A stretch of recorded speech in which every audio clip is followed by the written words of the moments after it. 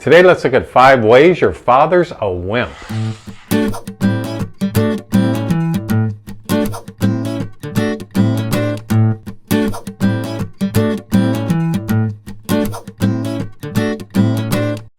So yes, for today's video I'm looking specifically just at wimp qualities, the wimp factor. There's many ways a father or a mother can be a toxic parent. For example, they could be abusive, controlling, manipulative, but I'm not zeroing in on overall toxic features, I'm just looking at that wimp quality. If you look up the definition of wimp, it says it's a weak, cowardly, unadventurous person. It also mentioned the failure to complete or do something.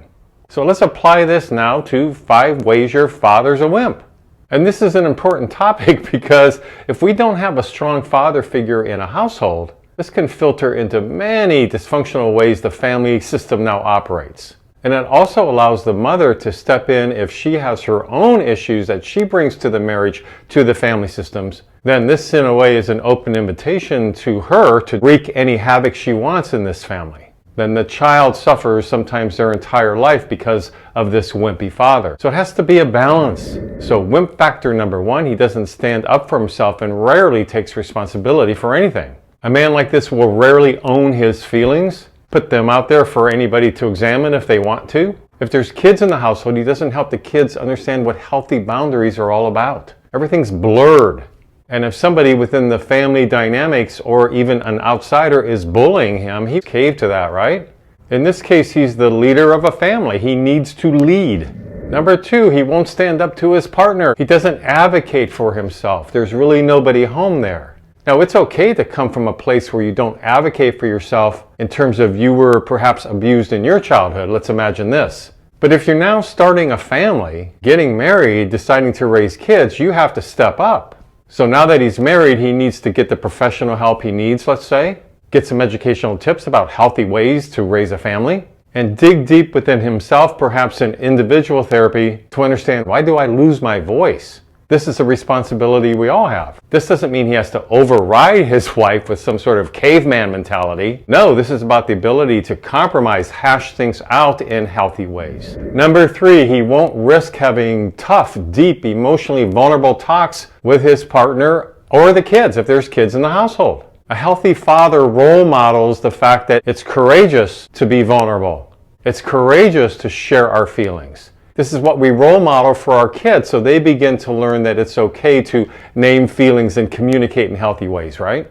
So instead of risking having emotionally deep talks with his partner or kids, likely he may lean on manipulation, being passive-aggressive, controlling them a little bit. So these other symptoms all come out of the fact that he's being a wimp with the part of himself that is trying to minimize or deny the fact that we have to learn to communicate in sometimes difficult ways with important people in our life.